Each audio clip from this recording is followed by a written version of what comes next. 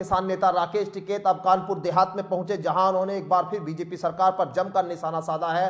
भारतीय किसान यूनियन के राष्ट्रीय प्रवक्ता राकेश टिकैत ने बीजेपी पर हमला बोलते हुए कहा कि प्रदेश और केंद्र की सरकार किसान विरोधी है। उन्होंने एक बार फिर पूरे देश में एमएसपी कानून लागू करने की मांग की है। राकेश टिकैत ने आरोप लगाया कि भारतीय किसान यूनियन के कमजोर पड़ने से सरकार किसानों को दबाने लगती है।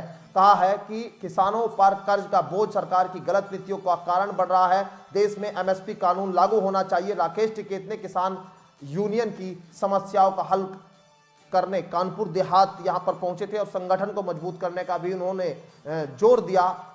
किसान नेताओं के साथ बैठक की। राकेश टिकैत ने आने की खबर पर किसानों की बड़ी तादाद में बैठक में यहां किसान पहुंचे थे और बैठक में राकेश टिकैत का गर्मजोशी के साथ स्वागत किया गया है। और उस दौरान टिकैत ने कहा कि जिन राज्य में किसान यूनियन मजबूत होती है उसके खिलाफ सरकार की कमजोर करने की साजिश शुरू हो जाती है। पत्रकारों ने पूछा कि लोकसभा चुनाव बाद केंद्र में अगली सरकार किस पार्टी की बनने जा रही है, तो जवाब मिला कि बेईमानी होगी, सरकार उस पार्टी की बन जाएगी जो बेईमानी करेगी। ईमानदारी से चुनाव होने पर कोई दूसरा जीत पाएगा।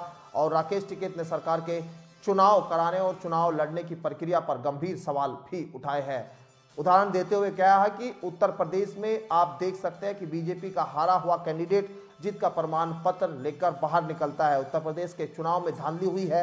वर्तमान सरकार किसानों को तंग कर रही है। और ये भी कहा कि प्रदेश और केंद्र की सरकार किसानों के हित में कोई काम नहीं कर पा रही है।